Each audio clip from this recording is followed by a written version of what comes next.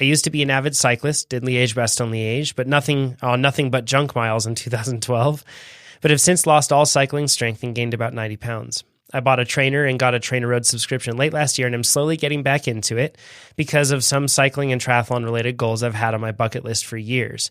And watching all those neat little graphs show up while cycling is a massive part of my motivation at the moment. So my question is about training while being overweight and or losing weight. Since a higher body weight is associated with a higher FTP, does that mean that once I start losing weight, I can expect my FTP to drop as well? And if so, how do I adjust my training plan with that in mind? With the workouts seemingly getting harder week over week, even without updating my FTP through a ramp test, I worry that I'll be at a point soon where I won't be able to finish the workouts, or where workouts might not be the most productive they can be due to a shift in where the different zones are as a result of him losing weight, he's saying, and possibly dropping his FTP. And then he closes out by saying, see you on the Successful Athletes podcast in a year or two when I've shattered all my goals thanks to all of you. Much love from the Netherlands. Yes, that's a date, Tobias. I'll be ready on Zoom just waiting for you the whole time. So looking forward to it. Chad, this is where do you want to start with this one? Well, first off, let me turn it over to you, because everything he just described there in terms of his concerns with how the training adapts is basically the inspiration behind adaptive training.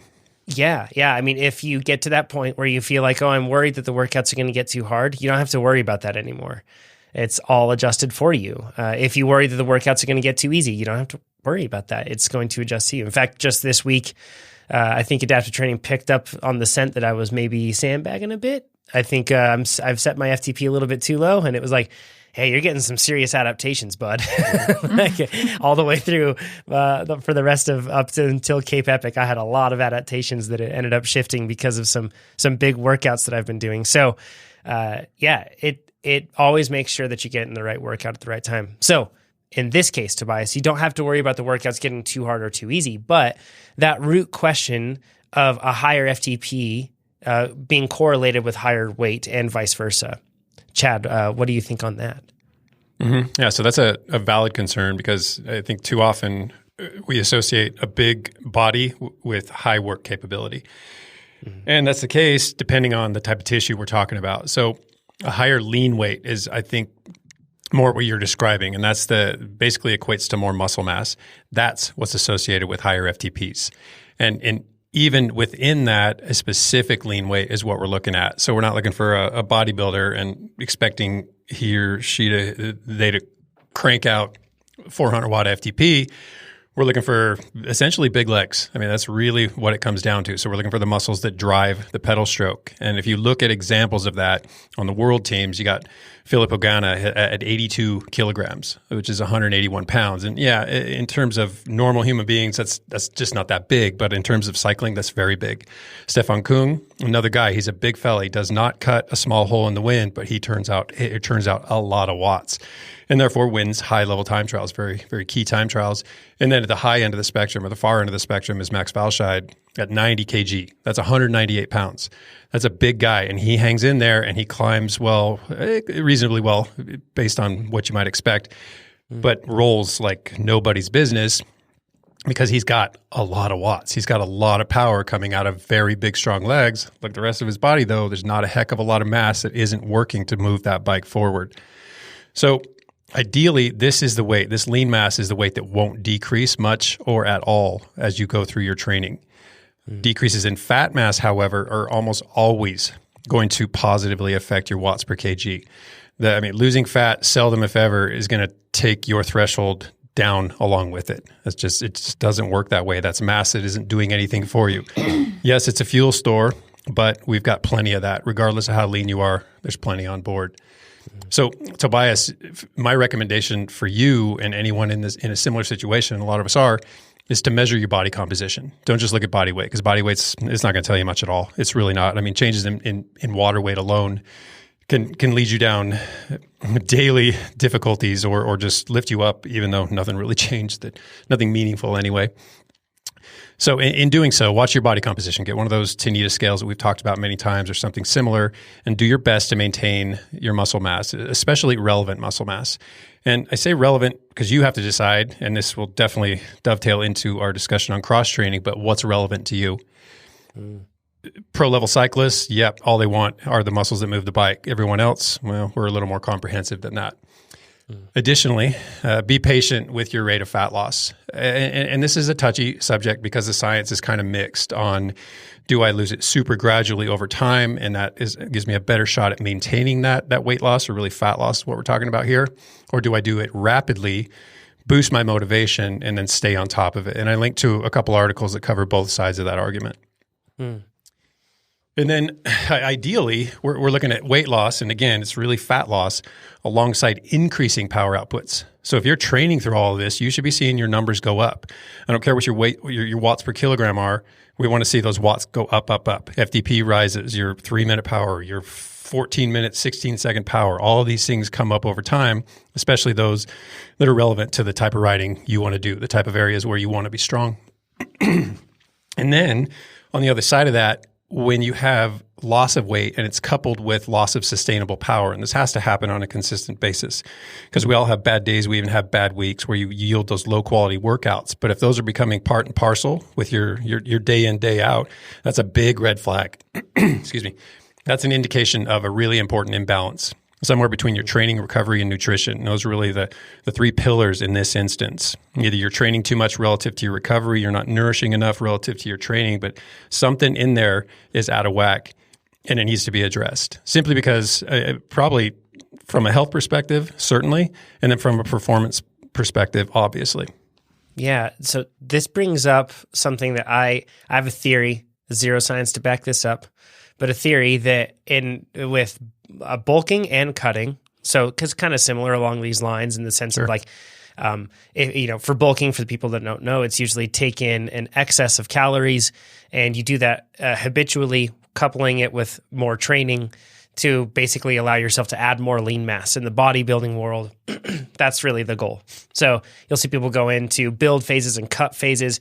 In that cut phase, they'll deprive themselves of calories, and they'll continue their workload, maybe shift a bit of how they do it, but they'll basically deprive themselves of calories. And two things happen. Usually when they bulk, they're like, man, I'm so strong. It's awesome. And then when they're cutting, they're like, oh, I'm so weak. Now let's apply this to cyclists. Cyclists think, okay, I'm trying to lose a lot of weight. And in most cases, that's done. A lot of people are doing that by cutting calories substantially, depriving themselves of calories, and their power drops. And the assumption is that, well, since my weight has dropped, my power's dropped. And they're inseparable. They're tied to each other. When really, it could just be the lack of nourishment that you're giving your body. When you don't fuel your work, you can't do as much. You can't recover as much. You can't do those things that need to happen. Yeah, and then the strongest argument against too rapid weight loss is that you're going to sacrifice lean tissue along with it. And again, I mean, if you're carrying a lot of upper body mass and you don't mind losing some of that, maybe that's not the worst thing. But it's not necessarily isolated. It's going to come from the tissues that you are concerned with. So. And again, I mean, that's the argument. There is a lot to be said with gaining the motivation of seeing, say, a 5-pound drop in that first week, and then maybe toning it down from there, or pursuing that for another couple of weeks, and what that does in terms of increasing your motivation across the longer span. I mean, really, what we're chasing is lifestyle changes. You can't just change your intake, change your body composition, and then go back to your initial intake and expect everything to just stay where it is.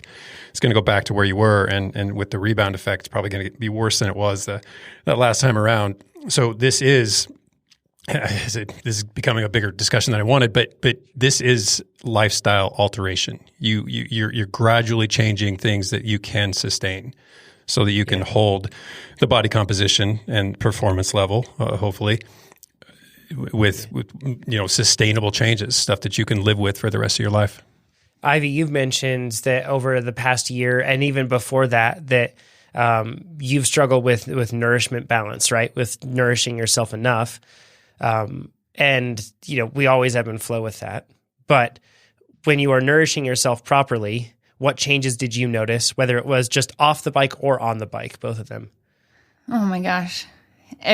Every facet of my life, like apart from training, like I had more energy. I was able to work better, focus better. And it was so hard to isolate that it was nutrition and like feeding myself, because that had all these other trickle down effects. Like I wasn't sleeping as well as I could have. And like my training felt so much more labor intensive than it should have and would have otherwise if I was just eating enough. So it was really hard to pinpoint like what exactly was going on, and like getting blood work done and like trying to get more information. Sometimes that can yield results that are also indicative of not nourishing yourself. And so that led to another like rabbit hole of wondering what was going on. So, yeah, it's not just about making sure that you're hitting your marks in your workouts. Like it had all these other outstanding effects that enabled me to start hitting my marks in my workouts.